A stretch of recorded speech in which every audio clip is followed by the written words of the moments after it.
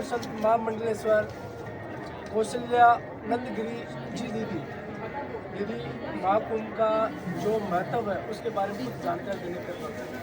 जी जय श्री महाकाल। ये प्रयागराज 2025 का ये कुंभ, ये महाकुंभ है। इसका बहुत ही महत्व है क्योंकि ये 144 वर्ष के बाद ये पूर्ण महाकुंभ के तरीके से इसको मनाया जा रहा है। और ये जहाँ पे महाकुंभ और कुंभ क्यों लगता है, इस विषय पे आप प्राचीन काल में जाके देखेंगे तो समुद्र मंथन हुआ था, और समुद्र मंथन होने में विष भी निकला था और जहर भी निकला था। तो विष हमारे शिव भगवान जी ने विष पान कर लिए थे, तो उनका घटे में जाके वो विष अटक गया था, इसीलिए उनको नीलकंठ भी कहा जाता है। और दूसरी बात, जब अमृत निकला और राक्षस और दानवों में लड़ाई हुआ, राक्षस और भगवान में लड़ाई हुआ विष को पाने के लिए, जब विष्णु भगवान ने मोहनी रूप धारण करके छलवा करके, ठीक है ना, वो अमृत को लेके गए चल रहे थे, तभी अमृत छलका था। तो जहाँ जहाँ छलका, पृथ्वी के 4 जगह पे अमृत गिरा था। वो में से सबसे पहले ये प्रयागराज, हरिद्वार, उज्जैन, नासिक, तो ये 4 जगह पे कुंभ लगते हैं। तो ये प्रयागराज का कुंभ ये 2025 इसलिए भी खास है। पूरा यहाँ प्रयागराज को एकदम से अलग तरीके से दुल्हन की तरह सजा दिया है। और इस कुंभ में 40 करोड़ यहाँ पब्लिक आएंगे नहाने के लिए, श्रद्धालु आएंगे नहाने के लिए। इतना बड़ा जन सैलाब कहीं कोई उसमें नहीं देख पाएंगे आप लोग। और कितनी देश का तो जनसंख्या इतना हो भी नहीं पाएगा, ठीक है ना। तो इस बेहद एकदम समृद्ध तरीके से इस कुंभ को हमारे योगी जी ने, हमारे मोदी जी ने और हमारे संत जितने भी किन्नर, जितने भी अखाड़ा परिषद ने, सब कोई मिलके दिन रात हम लोग मेहनत कर रहे हैं इस कुंभ को सफल बनाने के लिए।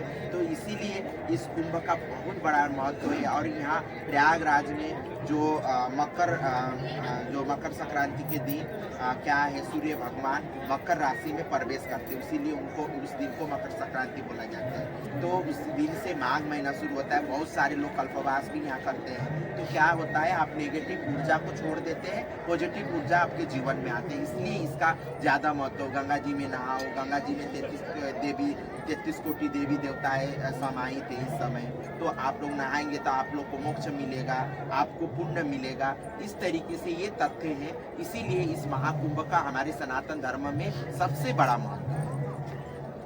जिस प्रकार से अपना सनातन धर्म टूटता हुआ जा रहा है, तो क्या संदेश देना चाहते हो जिससे अपना सनातन धर्म की रक्षा हो और बढ़ावा मिले, कुछ अच्छी संस्कृति मिले सनातन? अब तो बहुत सारे ऐसे संगठन भी आगे सामने आए हैं सनातन धर्म को आगे बढ़ाने के लिए।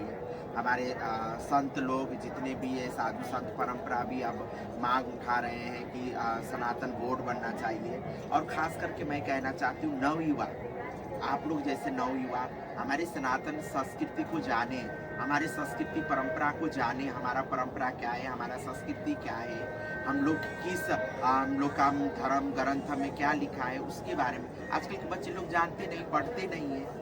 तो उसको पढ़ना चाहिए। अब देखिए कुंभ में सब कोई आ रहे हैं, सेल्फी लेने के लिए आ रहे हैं, एंजॉय करने के लिए आ रहे हैं, ऐसा नहीं है। इसको महसूस करिए, आत्मसात करिए। कितना हमारे सनातन धर्म में इतने हमारे कहाँ के यहाँ पे ऋषि मुनि आए हुए हैं, साधु संत आए हैं, उनसे मिलिए, उनके विचार को आप सुनिए।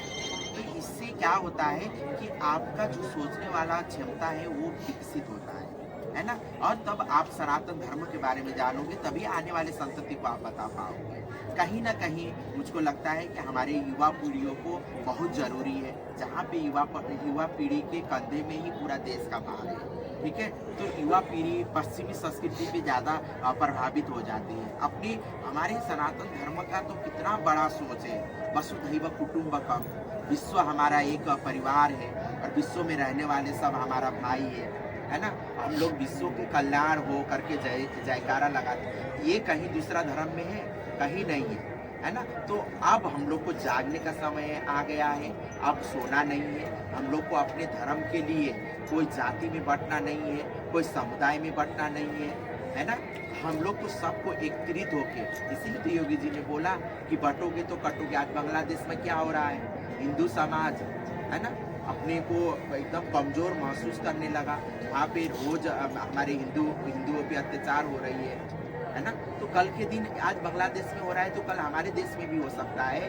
तो पहले से आप लोग सचेत रहिए, ठीक है। और हमारा धर्म हमेशा ही शास्त्र तो सिखाता है, अस्त्र को विज्ञान, अस्त्र का विज्ञान सीखिए, है ना। आज एक हम लोग को सब्जी काटने के लिए कटहल घर लेके आते हैं तो सब्जी काटने के लिए बाजार भेजना पड़ता है।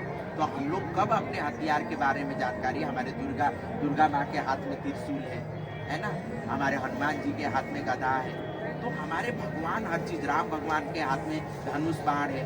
तो ये चीज़ आप देख लीजिए, है ना। तो समय आए पे हम लोग ज्ञान से भी बात करेंगे, तर्क से भी बात करेंगे। समय आने पे हम लोग अपने हथियार भी उठाएंगे। तो सबके घर में हथियार होना चाहिए और सबको ज्ञान होना चाहिए। हमारे बहनें लोग को सिखाना चाहिए, मातृशक्ति को सिखाना चाहिए। क्या दुर्गा माँ भी तो एक मातृशक्ति थी ना, उन्होंने समय आने पर किसका वध नहीं किया। तो ये रूप है हमारा, ये सनातन धर्म सिखाता है। इसके बारे में जाने समझे, जब तक हम लोग जानेंगे नहीं, समझेंगे नहीं, खाली हम लोग पिकनिक के तौर पे आए, महाकुंभ में फोटो खिंचा के चली गए, ऐसा नहीं है। हमारी इसको सीखिए, समझिए, तभी जाके हमारा सनातन धर्म मजबूत होता है। यदि आखिरी सवाल है मेरा, इतना बड़ा आयोजन किया गया यहाँ पर, इतनी व्यवस्था करना बहुत कठिन रहता है, तो योगी जी सरकार को किस प्रकार से धन्यवाद देना चाहते हो? जी, योगी जी ने बहुत अच्छा से इस कुंभ को व्यवस्थित किए हैं। और देखिए पूरा प्रयागराज को दुल्हन की तरह सजा दिए हैं। गंगा जी के किनारे पक्के घाट बना हुआ है, इतना पीपा पुल, इतना मतलब इस कुंभ को एक जिला में डेवलप कर दिए, एक जिला, अलग जिला घोषित कर दिया। अभी 75 जिला नहीं है उत्तर प्रदेश में, 76 जिला हो गया।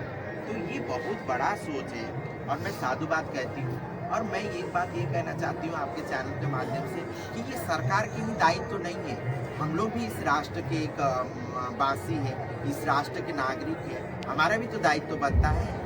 इस महाकुंभ, हम लोग भी सनातनी है, इस महाकुंभ का ये पर्व को, हमारे देश का ये धरोहर है, तो इस पर्व को कैसे हम लोग सफल बनाएं, कैसे प्लास्टिक मुक्त बनाएं, कैसे स्वच्छ बनाएं। तो ये सब कोई अपने अपने संकल्प लेके आए अपने घर से कि हम लोग सब कोई जाए, शांति बना के रखे, है ना, और कुंभ को हम लोग सफल बनाएं। ये चीज़ सोचना चाहिए।